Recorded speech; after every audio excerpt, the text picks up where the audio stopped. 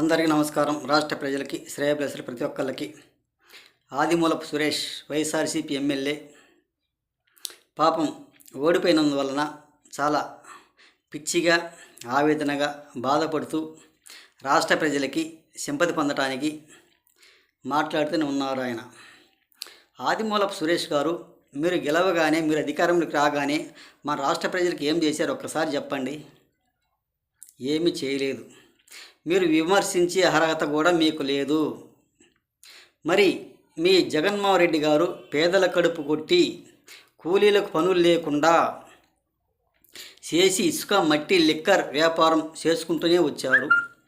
పేదలకు ఉపాధి కల్పించకుండానే పోయాడు. మొత్తం దోసుకున్నాడు. ఎన్నో వేల పేద మధ్య తరగతి కుటుంబాలు కూడా రోడ్డున పడ్డాయి. బతుకులు బాగలేక, వాళ్ళ బతుకులు చెడి, మీరు బాగు చేయలేక మీరు దోచుకు తిన్నారేగా రాష్ట్ర ప్రజలకు ఏమి ఉపయోగం పడలేదు. మరి మీరు వేసిన గనులు, మీరు చేసిన భూ కబ్జాలు ఒక్కసారి రాష్ట్ర ప్రజలకు మొత్తానికి చాలామంది కూడా తెలుసు. మీ మోసాలకు, ఉపన్యాసాలకు సొల్లొకటి కార్చుకుంటూ మీరు సిగ్గుండాలి కొంచెమన్నా. మీకు అటువంటిదంటూ ఏమీ లేదు. మన రాష్ట్ర ప్రజలను దాచుకోవటానికి, పంచుకోవటానికి, తినటానికి వచ్చిన ప్రభుత్వం మీది. మన రాష్ట్రానికి ఏం ఉపయోగపడ్డారు ఒక్కసారి చెప్పండి. మీరు 3.5 సంవత్సరాలు ఎంతో విద్యాశాఖ మంత్రిగా చేశారు. మరి విద్యాశాఖ మంత్రిగా చేసినప్పుడు మీరు ఎక్కడెక్కడ గదులు శుభ్రం చేయించారు, ఎక్కడెక్కడ కట్టారు, ఎన్ని రూములు కట్టించారు, ఎక్కడ చేశారు ఒక్కసారి రాష్ట్ర ప్రజలకు విమర్శించి చెప్పండి. మీరు వచ్చారు, స్కూలు చాలా మూతపడిపోయినాయి. చాలామంది స్కూల్ పిల్లలు కూడా నాశనం అయిపోయారు. మీరు చేసింది ఏమీ లేదు. మీరు దోచుకున్నారు, తిన్నారు. ఆ పదవి తీసుకొని మీరు షికారులు చేశారు. నువ్వు అనుకోవచ్చు, నేను అదే ప్లేస్ ఉంటే నేను గెలిచిదినేమో అని. నువ్వు అదే ప్లేస్లో ఉన్నా కానీ ఇది లేనిది ఎక్కడైనా కానీ గెలవలేరు. ఒకసారి ఆలోచించుకోండి. అది రాసి ఉండబట్టే పక్క పోయారు, ఓడిపోయారు. అది అలా ఉండబట్టి ఇంకొక చోట కూడా గెలిచారు. ఇప్పుడు లేదు కాబట్టి ఎక్కడైనా కానీ అది ఆ రాత లేదు కాబట్టి మీరు ఓడిపోయారు. ఒకసారి ఆలోచించుకోండి. ఇదే వాళ్ళు అవుతుందేమో ఒకసారి అని ఆలోచించుకోవాలండి. మీరు మన రాష్ట్రం చేసిందంటూ ఏమీ లేదు. మీరు మళ్ళీ పేదల కోసం వాళ్లకు ఈ పథకాలు అందించటం లేదు, చేయటం లేదు అని అన్నారు.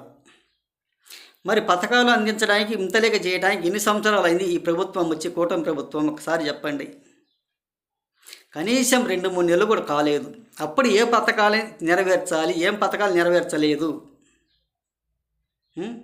మరి తమరు గారు ప్రభుత్వంలో వైసీపీలో చాలాసార్లు చెప్పే ఉంటా. మరి ఈ అవ్వాతాతల పెన్షన్లు మరి ఒక 2,000 నుంచి 3,000 చేయడానికి, ఒక 1,000 రూపాయలు చేయడానికి పెంచుకుంటూ పోయారు 5 సంవత్సరాలు. వీళ్ళు కూటమి ప్రభుత్వం ఒక్కసారి పెంచారు, కూర్చున్నారు. ఇదేనా మరి మన ఘనత అంటే? అదేనా మరి మన పరిపాలన అంటే వైఎస్ఆర్సీపీది? ఒకసారి ఆలోచించుకోండి మీరు. వాళ్ళు ఏమిటంటే నిదానంగా సంవత్సరానికి 366 రోజులు కాబట్టి 366 రోజులు ఏదో ఒక రోజు చేస్తారు. మీరు చేయలే పనులన్నీ, మీకు చేతగాని పనులన్నీ చేసి చూపిస్తారు. మీకు తొందరపాటు వద్దు. మీరు ఏదో చేసినట్టు, వీళ్ళు చేయనట్టు మీరు రాష్ట్ర ప్రజల సింపతి పొందాలంటే పొందలేరు.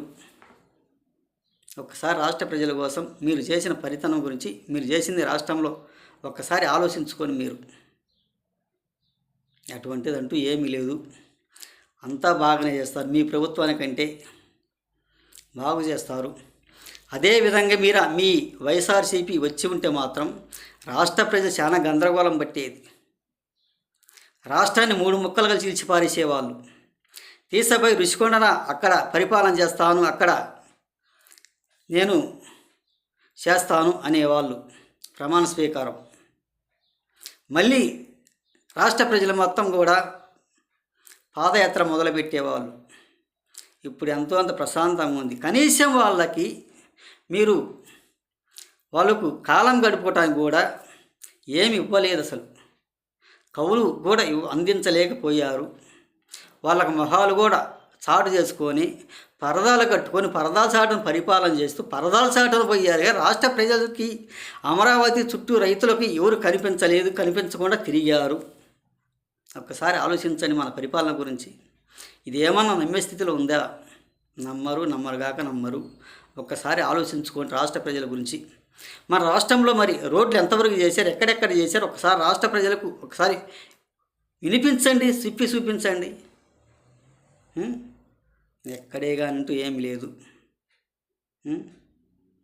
కొన్ని వేల కోట్లు రాళ్ళు బాతి రాళ్లకు కొన్ని వేల కోట్లు దోచుకున్నారు బొమ్మలు వేసి. అవునా కాదా? నిజమేగా. కొన్ని లక్ష కోట్లు దోచుకున్నారు ఒక రాళ్లకు బొమ్మలు వేసుకొని. ఆ బొమ్మలకు ఎన్ని కోట్లు ఖర్చు ఉంటాయి ఒక్కసారి ఆలోచించి చెప్పండి. మీరు చెప్పలేరు.